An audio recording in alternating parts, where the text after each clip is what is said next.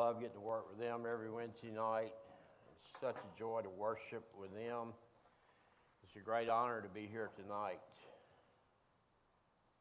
Let me just take a moment of personal privilege and talk about these students as I watch them worship and lead us in worship. You know, it wasn't long ago that I got here in April, and it seemed like there just was a cloud over this group. I mean, literally, they felt like there was something holding them back. And it has just been amazing in a few short months to see that cloud begin to remove. And I just thank you so much for just watching them lead us in worship.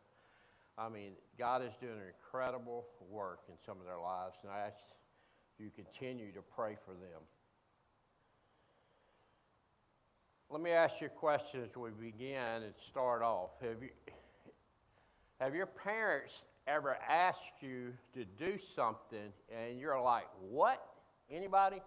Anybody? All right, gunners only. I mean, even probably some of you, yes, thank you so much. So your parents probably asked you to do something, you're like, what in the world do you mean?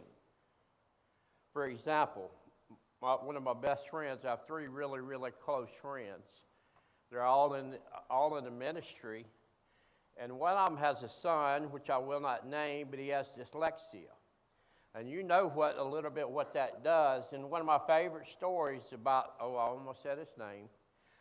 He was out probably when he was about 13 or somewhere around there, and he was out on the driveway, and my friend was telling him to do something. Now, remember, this kid has dyslexia, okay? And so he's standing out there on the driveway, and my friend says, go get that thing over there. And he starts walking over there, and he gets about halfway there, and he said, no, go get that over there. And so he just throws up his hands, Daddy, I got dyslexia. Which one you want me to get? And your parents have probably asked you things before, like, what in the world are you talking about? And they just weren't real clear. Well, I hope what you hear tonight will be clear. It's going to be very simple, but I hope it will be clear to you, and God speaks to you in an incredible way to what He wants to speak to you tonight. Because I don't think I have to tell you this, our world has been changed a lot since COVID. A lot since COVID. There's a lot of things that have changed. I don't think some things have begun to come back like they were, but I don't think some things will ever return like they were pre-COVID. It really rocked our world. I mean, there's so many things you go and do now, and to me, I think you can go back to two things, 9/11 or COVID, that we can't do anymore that we used to be able to do before 9/11 and then COVID. But you know, COVID not only attacked our world, it attacked the church. It hit the church really hard. It really did. Statistics still tell us from Lifeway and a lot of people that the 15 to 35% of the people have not returned since COVID to the church. So that's almost a third of the people that haven't. Listen, I've talked to ministers all over, and they say it's at least that much that they have lost that used to come before COVID. So it really has. It has changed us. And, you know, the sad thing is some of those folks may never return to the church. They may never return to the church. So COVID has really messed us up, and our world is different. So the question is, so where do we go from here? Where do we go from here? I've always taught this, like any crisis, we have two choices coming out of a crisis. You can be bitter or better. You can be bitter or better. Have you ever seen the person that's bitter? You know what I'm saying? My grandson was playing last night in the bathtub, and we have a pretty big bathtub, and he's like a swimming pool for him. You know what I'm saying? He's about 2.5, and I'm telling you, I don't know how he stays in the bathtub so long, but he had some of the Cookie Monster characters. And one of them was Grouch, isn't his name? What's his name? Yeah. And he lives in a trash can. But his face is like some of y'all's faces sometimes. Y'all are like bitter face. So we have a choice. We can either be bitter or we can be better. I was telling Amanda just a little while ago about how some of these kids and their personalities. I have on my desktop the picture right before we left to go to summer camp. And it is so funny to look at that all the time because it just tells a lot about their personalities. We had two girls that's head to head on the first row. They're so in love with each other. One of our boys is like, I'm not going to say who that was. Then one of our girls, bless her heart, she's come a long way. But that's the way we are sometimes. We can be very bitter. But I want to encourage you to be better. So how do we, as the remnant of the core, learn to be better? I'm so glad you asked. Now stay with me for just a minute. Because I'm fixing to tell you, I want you to do something, and some of you are going to be like, well, that's easy. Some of you might say this hard, but I want you to be fat. That's what I want you to do. I want you to be fat. Yeah, I want you, and look, I'm going to tell you, as a youth pastor, you got to have a tough skin. I've been called everything from Moses to Noah, and now, guess what? Santa Claus. Santa Claus. And so the reality is, look, and it's not, I'm like, yeah, so what you're saying is, it's not just the white beard. It's also the what? Yeah, don't even say it, but I know what you're thinking. So yes, that's what I want you to encourage you to do is to be like Mike, to be like me and to be fat. Not really. So hang with me. Hang with me. You know, it took a lot of work to get like this. You know what I'm saying? It took a lot of work to get, literally, I've not always looked like this, believe it or not. I have pictures to prove it. I graduated in high school, and none of your business, but many, many years ago. But graduated at about 150 pounds, believe it or not. Was very active in athletics. And I told somebody the other day, a guy that we used to play softball with, we used to play 8 or 9 games of softball on a Saturday. On a Saturday. I remember coming home one time from playing in Terry and watch the sun come up as we were coming back play.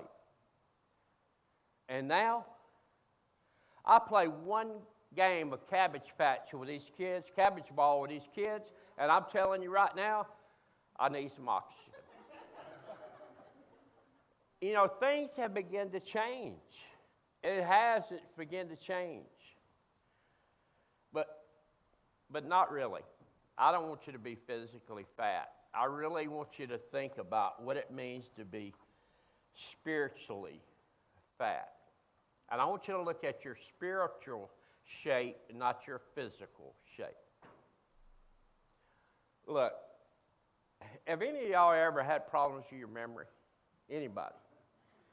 Like, have you ever, I'm going to talk to this group over here, so y'all forget y'all for a minute. But have you ever walked in a room like I did today and just stopped? Like, why in the world am I in this room? I have to walk back, and sometimes I walk back in there and I remember why I'm there. And I think a lot of us have done that.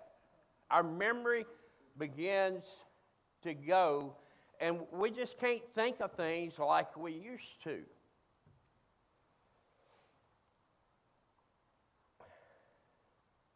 But I want to encourage you to be faithful, available, and teachable.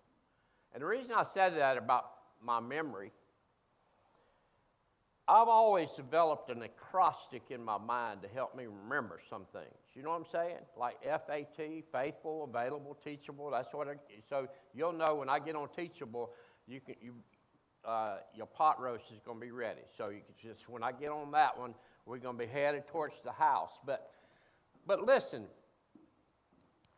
sometimes I go to the grocery store, and right now I'm telling you, it's just like 3-letter acrostics. And I'll get in there sometimes and I'm like, I have no idea what the S means. You know what I'm saying? Y'all probably, but my mind is beginning to slip. But I really want you to be faithful, because I know a lot of you are looking at it and you're thinking, Mike, you're preaching to the choir. Now, teenagers, they will explain what that means later. You're preaching to the choir. Why in the world would you be saying anything to us? We are the remnant. We're the core. We're the ones that come. Look at us. We come on Sunday nights. We come on Wednesday nights. We come if somebody feeds us. Look, I got some over there. That's the only thing I have to say. I don't care where we're going, free food. I'll get an immediate text from one person, you'll never guess who it is, that says, you had me at hello, or you had me at free food. But it's so much more than just attending church and checking off the box. A lot of us attended a lot of services before, and we've attained a lot of knowledge up here, a lot of head knowledge, but it's never really affected what? Our heart. The Word tells us not to just be hearers of the Word, but what? Doers of the Word. And I think we so miss that so many times. We gather knowledge, but when we leave out that exit building, signs back there, we never do anything about it. We never act upon it. So first, I want to encourage you to be faithful. This is what the Lord says, and there's going to be several verses pop up. You can just write them down. You don't have to turn to them. They're going to be on the screen.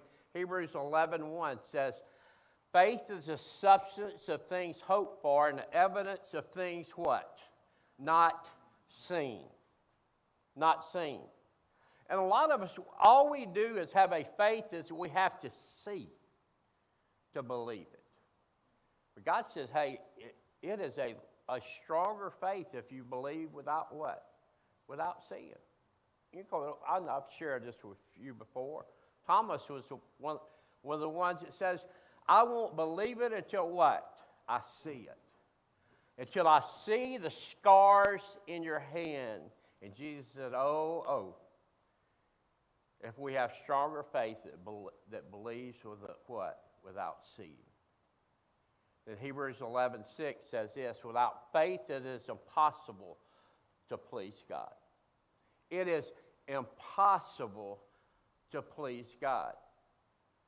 A lot of us think we can do it on our own. We think we can make it on our own without God, but he says that without faith, it is impossible. The entire chapter of Hebrews, chapter 11, is called the Hall of Faith. It's called the Hall of Faith, not the Hall of Fame, but the Hall of Faith. And the entire chapter says this, by faith so-and-so did this. By faith so-and-so did this. It said by faith Noah, what? He built an ark. You know, look, I'm just, a youth pastor sometimes, but it's been a long time since somebody told me to go build a boat out in my front yard. You know what I'm saying?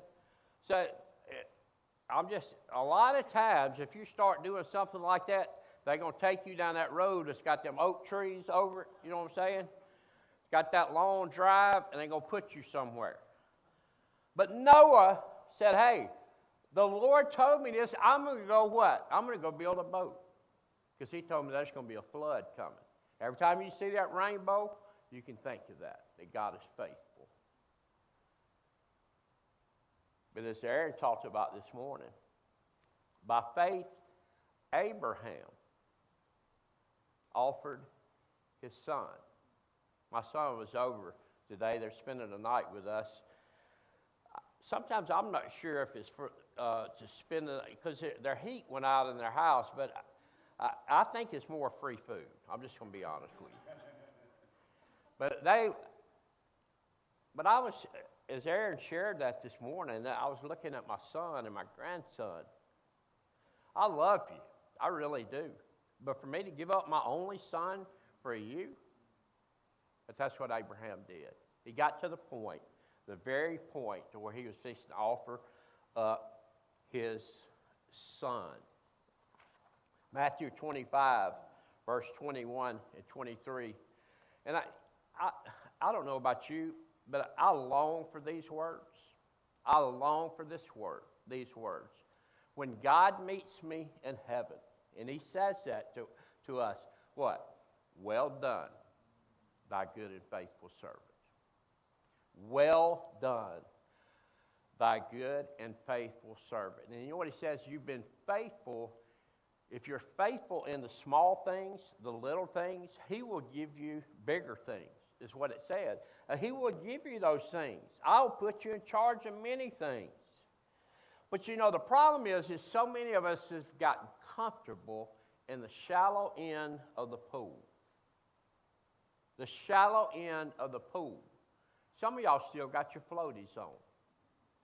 You know what I'm saying? Y'all know, you ever blow them things up? Oh, Rio likes them.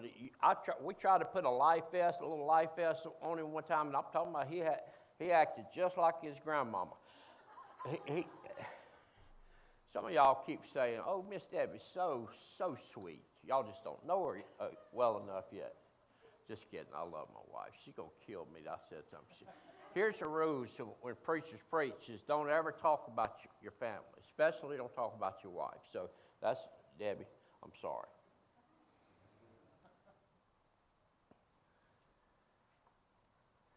But we're afraid to take our floaties off. It's been a long time since some of us and some of you have wandered off in the deep end. You're still happy just floundering around in the shallow, got your little raft or floaties, but you never go to the deep end. I got a good friend that I hunt with some, but he doesn't know how to swim. He doesn't know how to swim, and he's an older guy. And look, when they throw you out there, like some folks have done me before, you're going to do something. That's the way I learned how to swim. But a lot of us, spiritually, we're so satisfied just staying in the shallow end of the pool. When God says what? Go deeper. Go deeper. He said to some of you, and says to us all, you know, you're still on milk, and I want you to give you the meat. I want to give you the steak. I want to give you deeper things. But I can't do that until you're faithful with what? The small things. He's not going to. Some of you say, I want the big thing. I want God to do a big thing. Well, you were never faithful with the little things. So be faithful with small things. He'll give us the big things. Second thing, besides being faithful, I want to be available. To be available. I love this quote. God doesn't want your ability. He wants your availability. Let me say that again. He doesn't want your ability. He wants your availability. And for some of us, we're like, I can't do that. I can't do that. I don't have the ability to do that. They give me every kind of excuse in the world. Can you pray? Can you do this? Can you do that? Well, I got a headache. I can't but I'm just kidding. They're teenagers. But it's amazing to see what God has begun to do when they become what? Available. They just became available. You know, Moses was one of those. Remember, he said, Lord, are you talking to me? I'm like Mel Tillis. All right, ask them later who that is. But he stuttered a lot. He stuttered. He couldn't talk. And that's the way Moses said. He said, I can't talk without stuttering. But God what? He used Moses. Isaiah said, really simple, he said what? Lord, here I am. Send me. That's being available. That's being available. Look, I've shared this with you before. When I was in high school, I never took speech class. I was still today, one of the number one or top 5 fears in America is public speaking. That was me. A junior in college, I had to give a 3-minute speech. The night before, I was physically sick. I mean, I was scared to death to stand up, but I made it. I don't know what I said, but I know I got a grade in there. I got out of that class, but literally, I was scared to death to stand up and talk. But you know what? When God called me to the ministry, he took that away. He took it away. Why? Because I was available to him. 2 Chronicles chapter 16, verse 9 says this. The eyes of the Lord search the whole earth in order to strengthen those hearts who are fully committed to him. I think it would be another way you could say this is God is just sort of scanning with his eyes the earth. And he's looking for somebody that is fully committed to him, to strengthen them. Who is that? Is that possibly you? And the last one is be teachable. To be teachable. I'm a former coach, and a coach is always a coach. They have a real strong bond, sort of like ministers do. And I'll never forget an old coach told me, when I first started coaching, he told me, he says, coach the coachable and teach the teachable.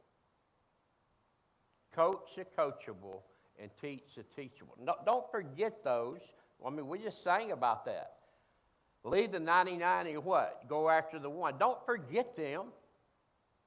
But there's going to be some of them that you got to coach those that are coachable and teach those that are teachable. I know we got another coach out there, and some of them are like, Lord, I don't know if this guy's got a coachable bone in his body.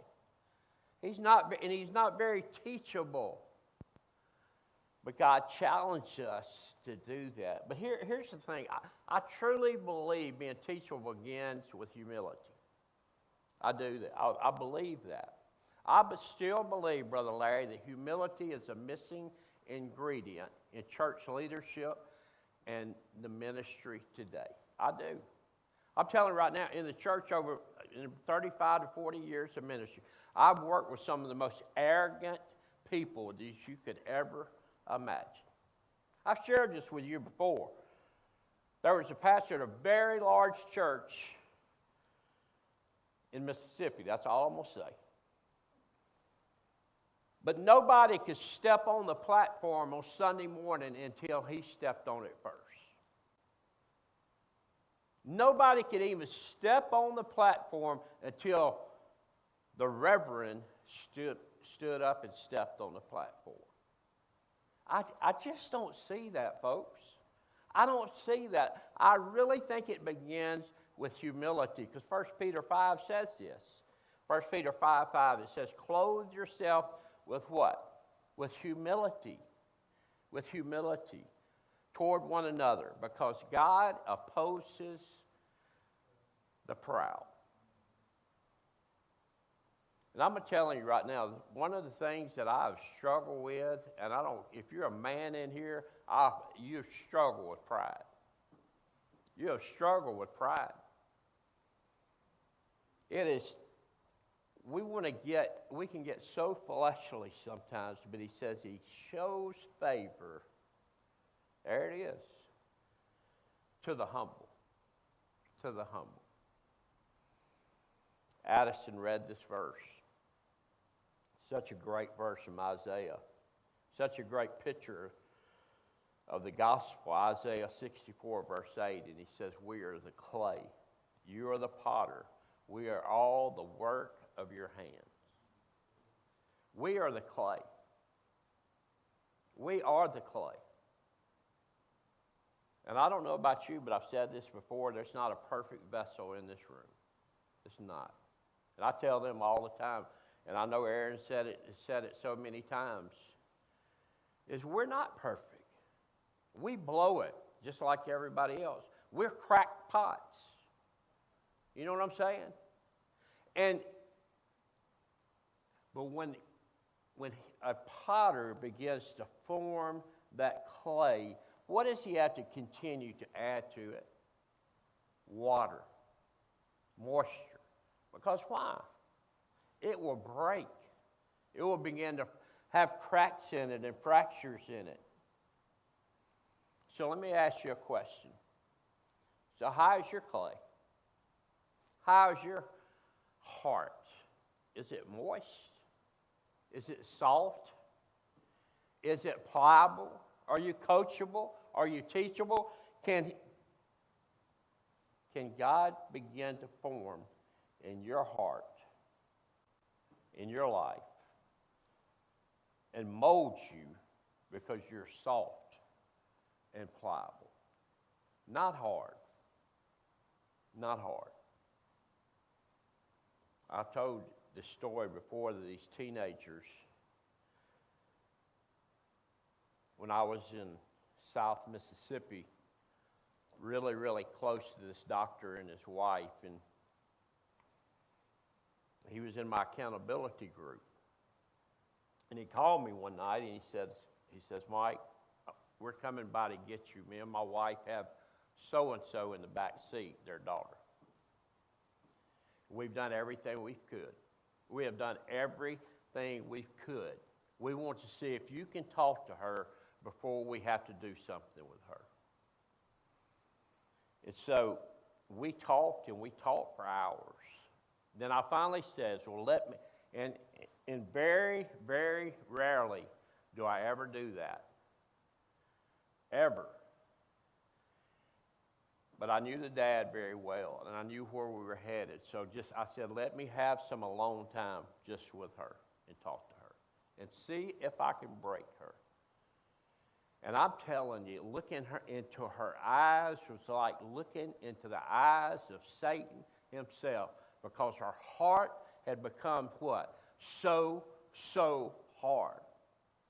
And one of the toughest things I've ever had to do, I went back to the doctor and his wife and I said, hey, I can't do this. And they put her in French Catholic Academy. And I wish I could give you a happy story. But she is still struggling today. She is still struggling to this very day because something happened. This girl went to Super Summer with us, an intensive leadership and discipleship week, but something happened in her heart, and it became so hard. And she began not to listen. She was not coachable. She was not teachable. But you know, on the flip side, I love 6th and 7th graders. Well, I know that, but I love part of them. Part of them.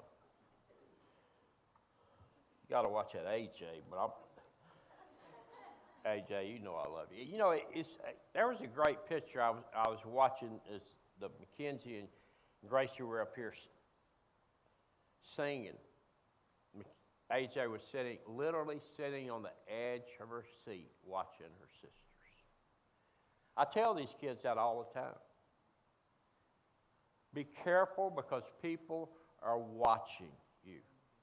They are watching you. Everything you say and everything you do. It may be a little sister. It may be a little brother. Who knows who is watching you?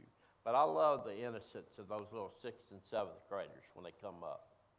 I just love them. But they are so, most of them are so precious. So precious.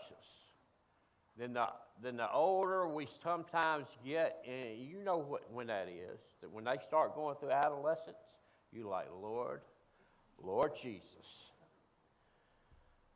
ask me, just give me the strength not to lay hands on these people right now. And I always promise they're going to come out of it. You don't think they will, but they will eventually come out of it. So let me ask you a question in closing. So how do you move from a soft heart to a hard heart? I think, honestly, we do this. We break all three of those principles. We stop being faithful. We're satisfied being in the shallow end. We quit being available. And we stop being teachable. And God says, I want all of you. I want all of you. I want to read 1 Peter chapter 5, verses 1 through 5 to you in closing. And I've been speaking to this crowd and this crowd. Listen to what the Scripture says to the older and the younger generation.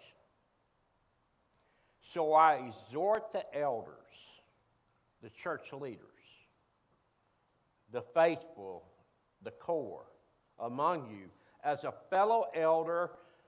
Yeah, I'm one of y'all. You know, it's I used to go to senior adult lunches and all that kind of stuff, and now I can legally go. You know what I'm saying? I'm really close to getting that discount for movies, too. I'm close to that. But a fellow elder and a witness of the sufferings of Christ, as well as a partaker in the glory that is going to be revealed. This is what you're supposed to do. Not just us as ministers. We are all ministers of the gospel. Shepherd the flock of God that is among you, exercising oversight, not under compulsion, but willingly as God would have you, not for shameful gain, but eagerly, not domineering over those in your charge, but being examples to the flock. And when the chief shepherd appears, you will receive the unfading crown of glory. Likewise, yes, you over there who are younger, you be subject to the elders and the authority. Listen to me, teenagers, as I close. I don't care where you go, you're going to have authority. You're going to have authority. The Word says submit to them, be subject to them. And to all of us in closing, it says this, clothe yourselves, all of you, with what? Humility. Towards one another, for God opposes the proud, but He gives grace to the humble.